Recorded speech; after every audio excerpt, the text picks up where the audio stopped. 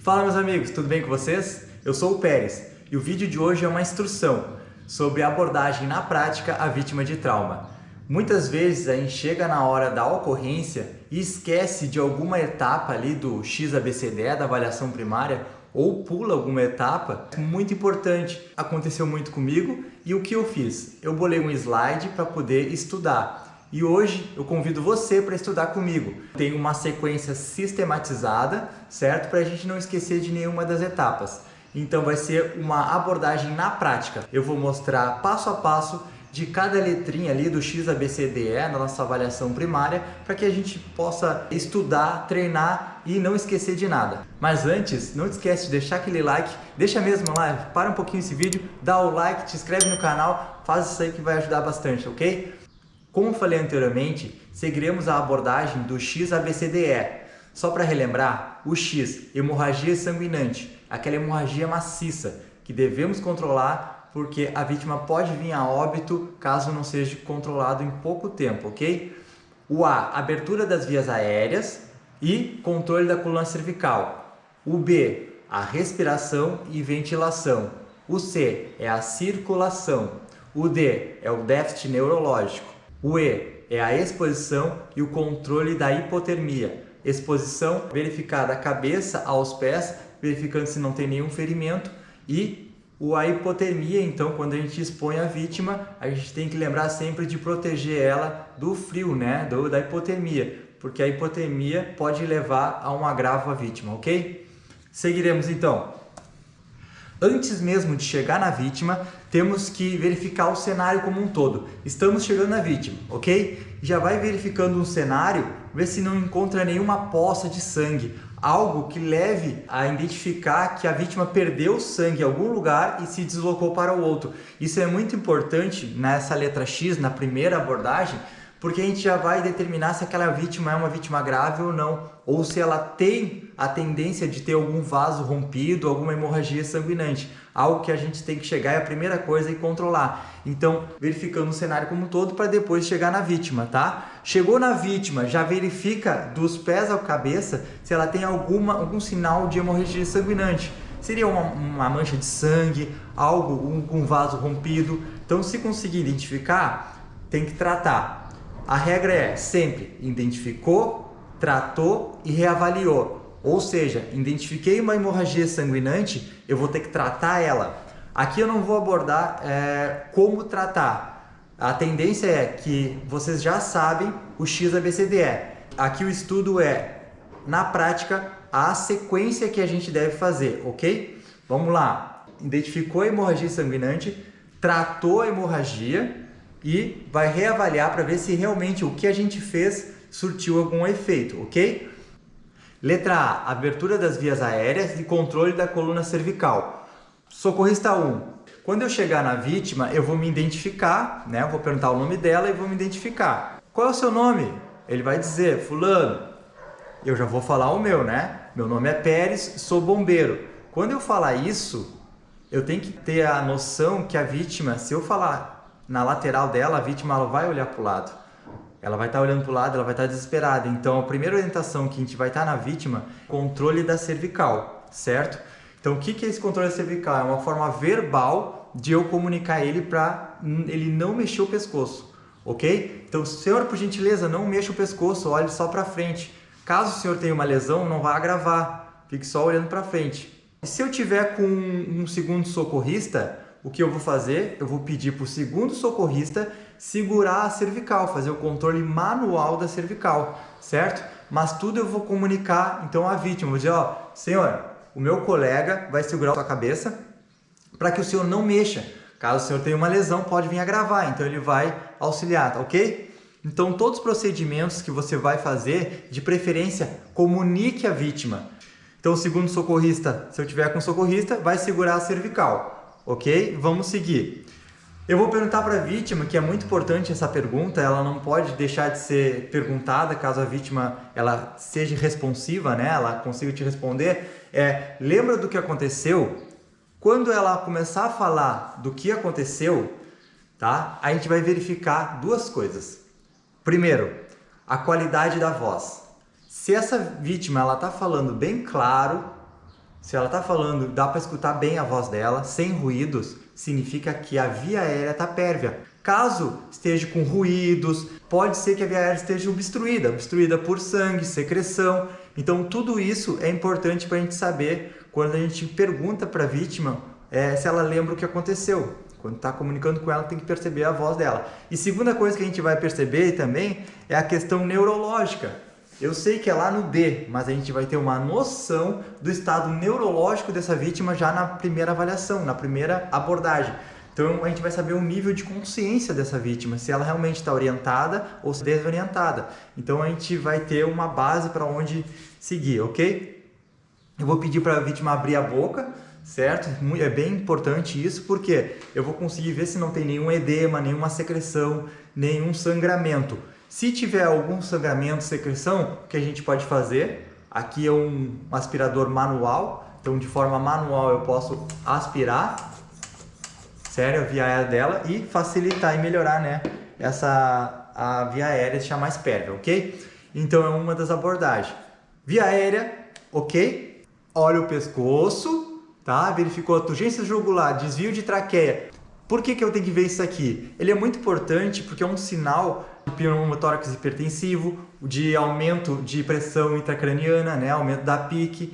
Então, algum TCE pode indicar. Você pode também dar apalpar o pescoço, a cervical, né? E perguntar para a vítima se ela sente alguma dor, para ver se ela tem alguma sensibilidade nessa região da cervical. Do ar a gente passa pelo pescoço e vamos para o tórax.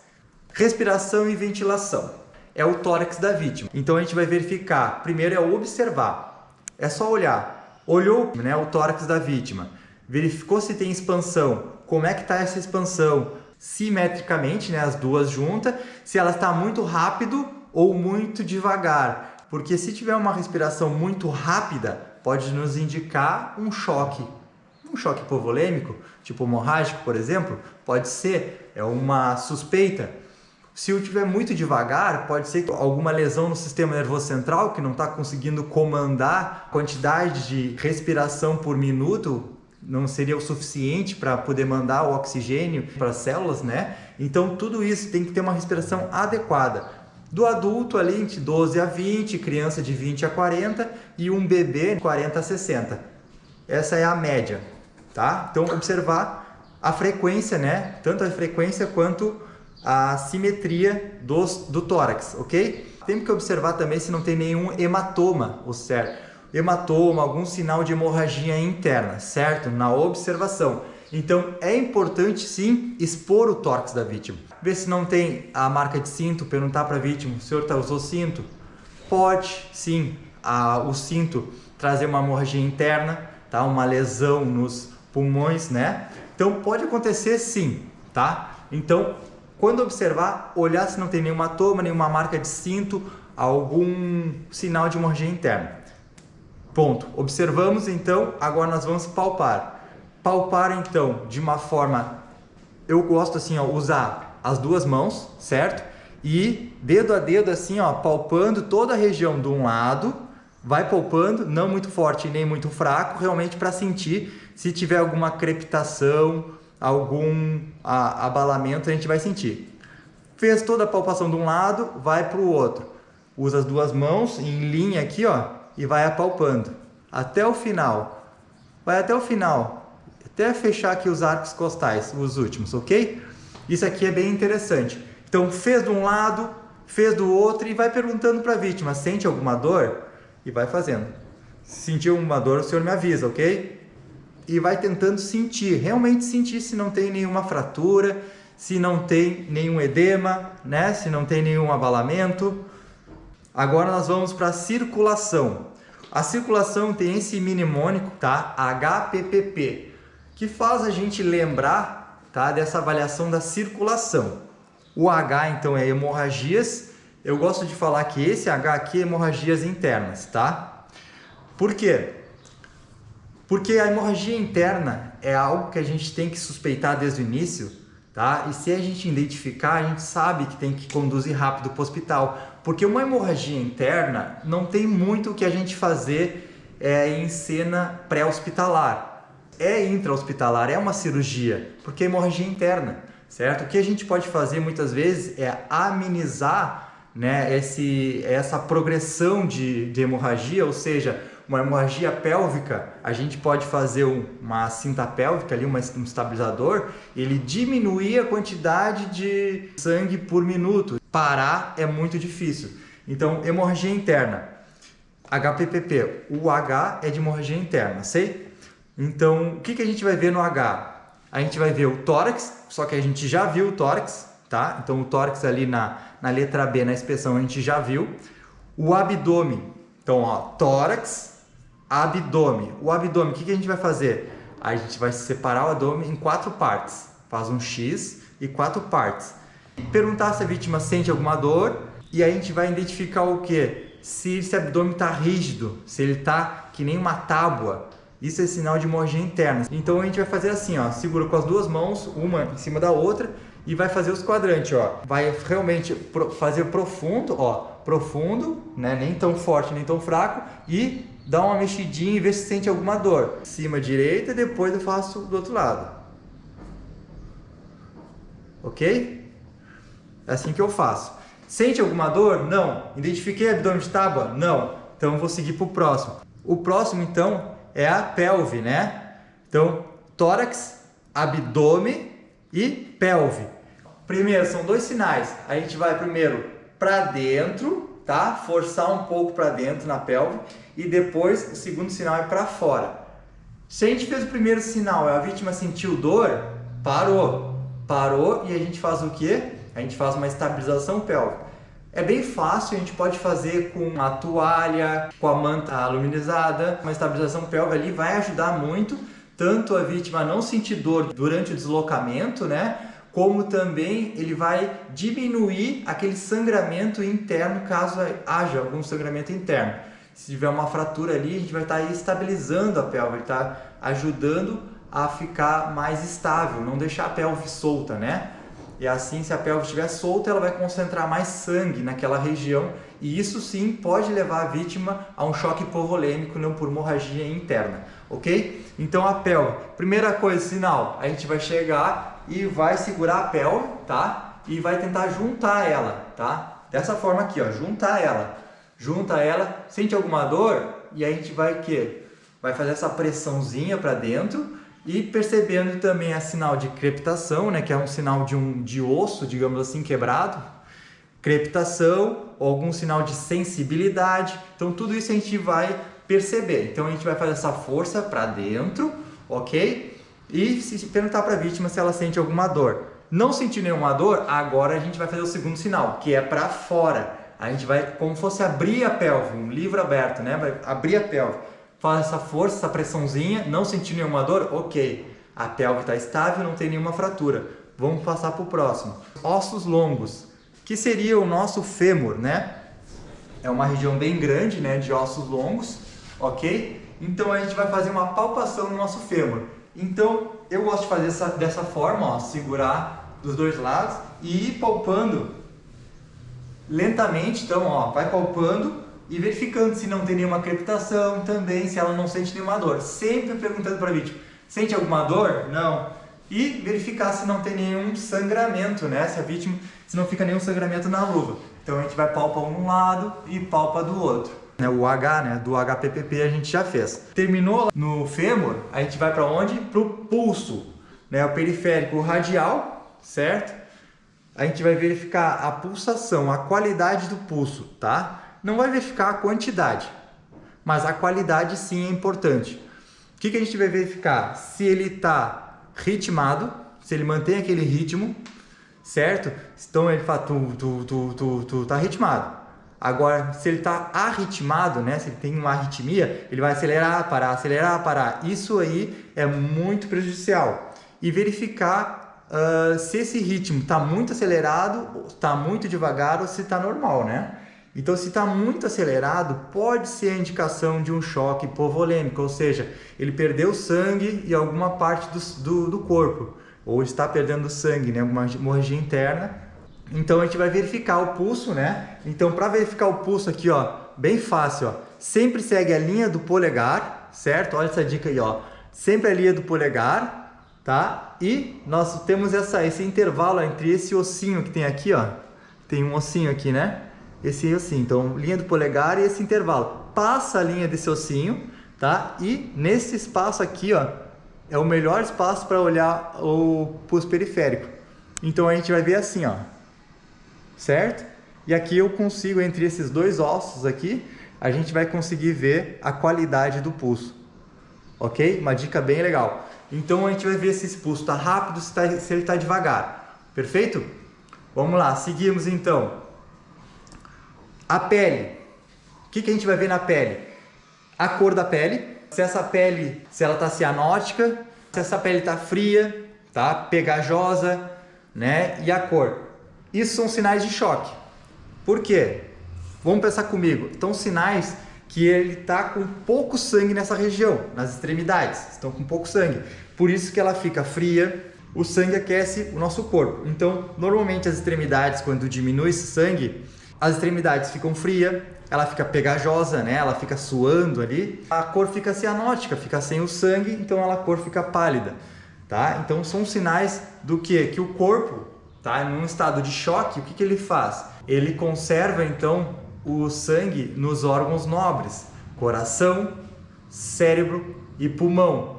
Para quê? Ele conserva esse sangue nesses órgãos porque esses órgãos têm células especializadas. Por exemplo, o cérebro, se ficar sem o oxigênio de 4 a 6 minutos, ele começa a ter isquemia cerebral. Partes do cérebro começam a morrer mesmo e elas não regeneram. Então pode ter um dano cerebral se eles ficarem sem sangue oxigenado por muito tempo. Então por isso que o nosso corpo, inteligente que ele é, o que ele faz? Tira o sangue das extremidades, ou melhor, diminui o fluxo do sangue das extremidades e leva para esses órgãos nobres para manter, né, por mais tempo oxigenado, já que as nossas extremidades ela aguentam mais tempo sem o sangue, tá? Ela tem um tempo de isquemia muito maior. Por exemplo, a pele mesmo, tempo de isquemia de 4 a 6 horas, que a pele pode ficar sem receber oxigênio e sem dar algum dano, né? Já o cérebro, né, como eu comentei para vocês, é de 4 a 6 minutos. A perfusão, então a gente pode pegar o polegar, apertar o polegar, em torno de 10 segundos mais ou menos tu aperta o polegar, certo? Mas aperta mesmo. E quando largar, ele tem que retornar em torno de 2 segundos. Se ele demorar mais de 2 segundos, pode ser um sinal de choque. Não quer dizer que é um sinal desse que ele está em choque, mas é uma sequência de sinais que levam a gente a suspeitar de um choque. E se é uma vítima de choque, a gente tem que tratar o que a gente consegue tratar na cena, né? Seja oxigenando essa vítima, né? Fazendo um controle de hemorragia. Então a gente tem que tratar na cena o que a gente pode e sabe que tem que deslocar rápido para o hospital, né? Que pode ser uma hemorragia interna e não tem o que a gente fazer em cena, ok? Déficit neurológico, então a gente vai para a letra D. Na letra D, então, a gente tem duas avaliações, tá? Avaliação pupilar e escala de coma de Glasgow. A avaliação pupilar, então, ó, lembrando, a gente estava na mão, lá no pulso, né? Verificando pulso, pele, perfusão, certo? E a gente vai para onde? Para os olhos. Foi para os olhos, verificou então a pupila, né? Se essa pupila, né? Se os olhos estão reagentes ou não. Então, só para lembrar ali, então a gente pode encontrar as pupilas isocóricas, as pupilas em miose, midríase ou anisocóricas, né? Isocóricas são normais, então quando a gente colocar a luz ali, elas vão reagir, né? Elas vão contrair, certo? Quando tem pouca luz, a pupila ela dilata, ok? Muitas pessoas não fazem, principalmente durante o dia, tá? Essa avaliação. E é de suma importância para a gente saber a qualidade neurológica dessa vítima, né? Se tem algum TCE, algum AVC, algo que possa suspeitar de algum agravamento, ok? Então, de dia, quando a gente fizer essa avaliação, se a gente colocar a lanterna, não vai ter nada de diferença, quase nada de diferença, tá? Porque já está muito claro, tá de dia. O que eu faço? Eu peço para a vítima para fechar os olhos. É bem legal isso. Eu peço para a gente fechar os olhos. Senhor, por gentileza, fecha os olhos, mantém fechado. Ela vai fechar os olhos. Então, quando ela fechar os olhos, vai ser um ambiente mais escuro, né? Então a pupila realmente ela vai dilatar, né? No estado normal dela, ela vai dilatar porque está mais escuro.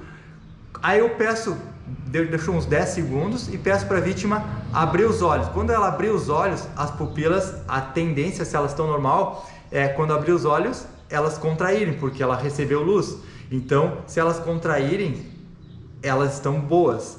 Eu faço isso 2 vezes, então eu observo uma pupila, tá? Fecho os olhos, observo a pupila, pum, reagiu.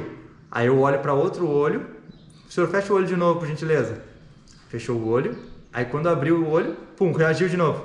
Eu verifico que a simetria, se uma pupila está igual à outra, certo? Se uma pupila está igual à outra, né, a reação dela, o tempo de reação, ela está ok. Agora, se eu peço para ela fechar o olho, que a tendência é abrir, né, as pupilas, e eu peço para ela abrir o olho. Quando ela abrir e ela não houver nenhuma reação, pode ser um sinal então de TCE, primeiramente, né? Pupilas dilatadas sem reação é um sinal de TCE, é um possível sinal de TCE, tá? Se uma só delas não reagirem, pode ser então nesse caso uma anisocórica, né? Então pode ser um sinal tanto de AVC como de TCE, tá? Se as 2 pupilas estiverem contraídas, de dia mesmo elas estão contraídas, tá? E elas não reagirem, né? Se colocar a luz, elas não vão contrair mais ainda. E sem a luz, peço para fechar os olhos, elas não vão, né, dilatar. Se isso não mudar, então ela está em miose. São ambas, elas estão contraídas e não reagem à luz. Então pode ser sim um sinal de uso de drogas, né? Então, o uso de drogas faz com que, depende das drogas, claro, né, da substância, mas normalmente elas ficam contraídas, estão em miose. Se as 2 estão dilatadas, peço para ela fechar os olhos, e aí ela segue dilatadas quando eu ponho a luz ou quando tem a exposição à luz. Então sim, pode ser, ela está em midríase, né? E então pode ser um sinal de TCE, pode ser um sinal de falência dos órgãos, né? Pouca luz, parada cardíaca, então tudo isso remetendo o que? Ao oxigênio. Então essa midríase, né, toda vez que está dilatada, ela remete ao oxigênio, é a falta de oxigênio, ok? A escala de Coma de Glasgow, eu não vou passar aqui cada letra da escala de Coma de Glasgow, mas o que é importante? A gente realmente ter um esquema, né? Porque na hora, eu tenho meu esqueminha aqui, tá? Isso aqui é na minha bolsa de APH, eu tenho um kit que eu levo para todos os lugares, eu tenho um esqueminha aqui que vai me ajudar, né, na hora ali, não precisa decorar, tá? Tendo um esqueminha só para te auxiliar. E é importante que a gente saber a qualidade, a gravidade do traumatismo crânioencefálico. Se é um trauma grave, moderado ou leve. Então, o que vai nos indicar? Se a gente chegar com essa anotação, olha, ele está com TCE 7. Quem receber no hospital, o médico já vai saber, provavelmente vai precisar de uma intubação. Lembrando, na questão motora, é importante a gente pedir para a vítima fazer 2 sinais. Por exemplo, segurar a mão da vítima e pedir, aperta a minha mão. Quando ela apertar a mão, a gente faz isso nos 2 membros, que a gente vai descartar 2 coisas. Primeiro, se ela está respondendo ao comando, motor ali, perfeito. E se ela tem mais força de um lado ou que do outro. Se ela tiver mais força de um lado e não conseguir apertar do outro, pode ser um sinal de AVC. Então tudo isso vai nos indicar, né, algum agravo. Então eu faço sempre isso, peço para a vítima apertar a minha mão de um lado e apertar a outra mão, ok? Os pés também, eu gosto lá nos pés de colocar o pé da vítima está aqui, certo? Eu coloco a minha mão e peço, empurra a minha mão com seu pé, aí a vítima empurra. Então isso é um sinal que não teve alguma lesão no sistema, né, da medula, certo? Ou seja, que ela está conseguindo responder ao comando, pensando e transmitindo a mensagem e conseguir fazer esse movimento. Sempre 2 comandos, tá? Sempre peça para fazer no mínimo 2 comandos. A exposição, então, é uma avaliação da cabeça aos pés, verificando, então, né, se a gente não encontra nenhuma fratura. Se tiver uma fratura, é agora que a gente deve tratar, certo? Tem uma fratura no braço, não é a primeira vez que a gente chega na vítima, tem uma fratura e a gente vai trocar na vítima, não.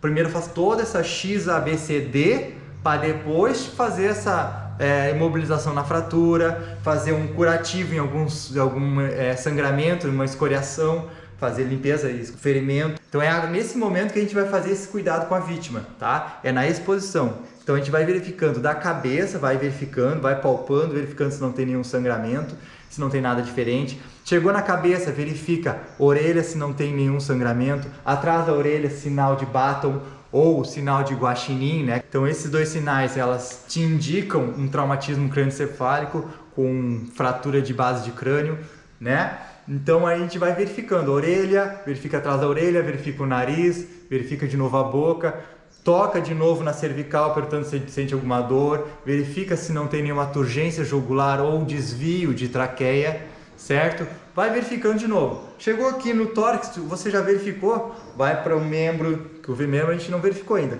Vai palpando o membro, verificando tem alguma dor, sente alguma dor, para ver se realmente não tem nenhuma fratura. Vai ver de novo outro membro. Se identificou alguma fratura, algo desse tipo, o que vai fazer? Vai imobilizar, vai né? Fazer algum curativo, limpeza ou algo desse tipo. Então, aqui o tórax a gente já verificou.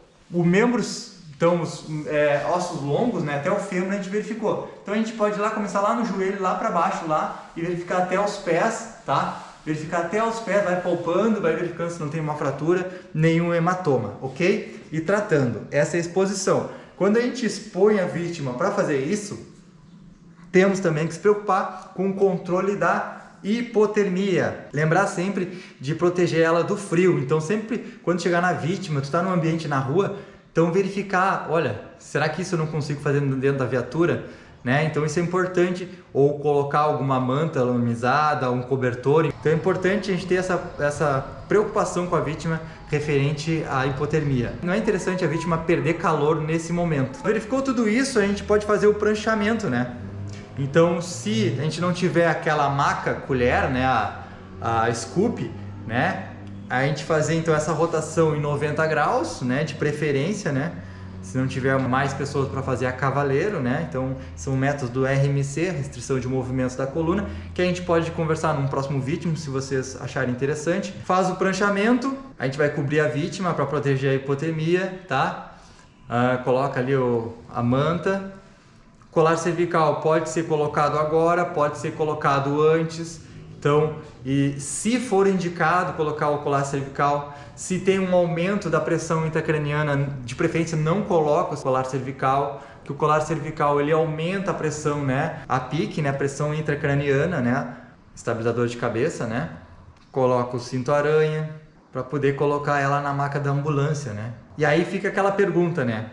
A vítima está estável ou ela está instável? Achou algo importante naquela avaliação primária? Se não achou nada, ela é vítima estável. Se achou, por exemplo, uma hemorragia interna, um sinal importante, as pupilas não reagem, uma hemorragia sanguinante, ela perdeu muito sangue, então ela está instável. Então, se ela estiver estável, está estável, a gente vai fazer a avaliação secundária.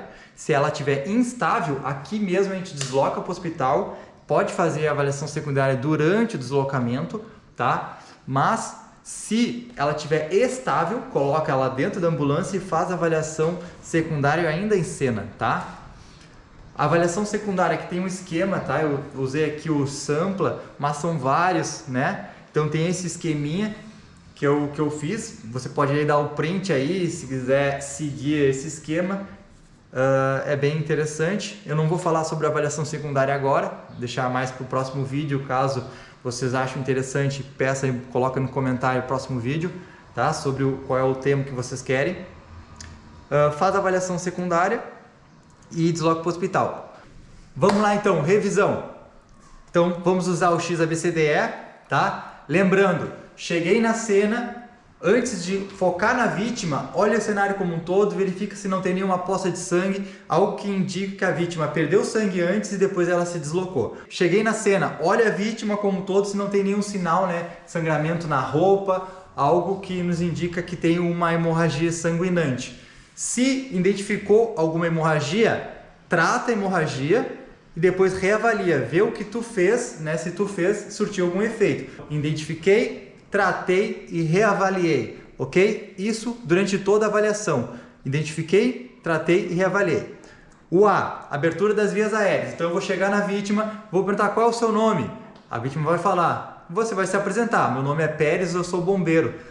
O senhor, por gentileza, não mexa a cabeça, olhe sempre para frente, caso o senhor tenha uma lesão, para não agravar ela, certo?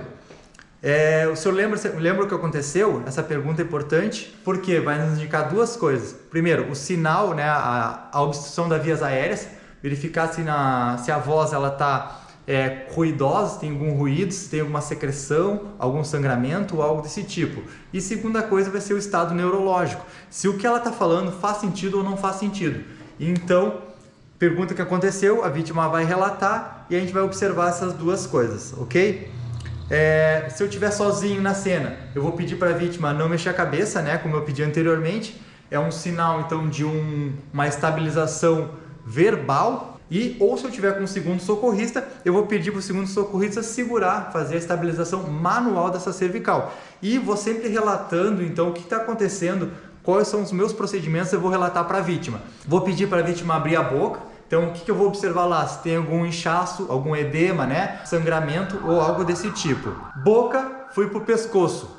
Pescoço, o que eu vou verificar? Se tem turgência jugular, se a jugular aqui ela está, né, inchada, né? Se tem turgência jugular ou desvio de traqueia. Se a traqueia está desviada ou não. Já no pescoço aqui, então vai observar, vai palpar então a cervical e vai perguntar para a vítima se ela sente alguma dor. Palpa e vai verificando se não tem nenhuma crepitação, se não tem nada diferente aqui na cervical, ok? Então, boca, pescoço, tórax. Tórax, observa o tórax. Se está expandindo, a forma que está expandindo, se está simétrica ou assimétrica, né? Essas estão duas juntas ou uma está diferente da outra. E a velocidade que elas estão, né? A frequência, se elas estão rápidas ou se elas estão muito devagar. Isso tem que ser observado. Depois de verificar, também observando, a gente vai verificar se não tem nenhum hematoma, nenhum sinal de hemorragia interna, tá? Algo que possa nos indicar uma hemorragia interna. Observou, aí tu vai fazer a palpação. Então, a palpação, a gente vai fazer então de um lado, verificando se não tem nenhuma crepitação, né? Nenhum abalamento, né? Verificou, não tem nada, enfisema subcutânea também, né? Aquela bolha, né, de ar no espaço que ela não deveria estar. Então, verificou de um lado, verificou do outro, a gente vai para onde? Agora vai para o abdômen. Verifica que está descendo, né? Boca, pescoço, tórax, o abdômen. Vamos separar em quadrantes, certo? E vamos fazer então essa palpação, né?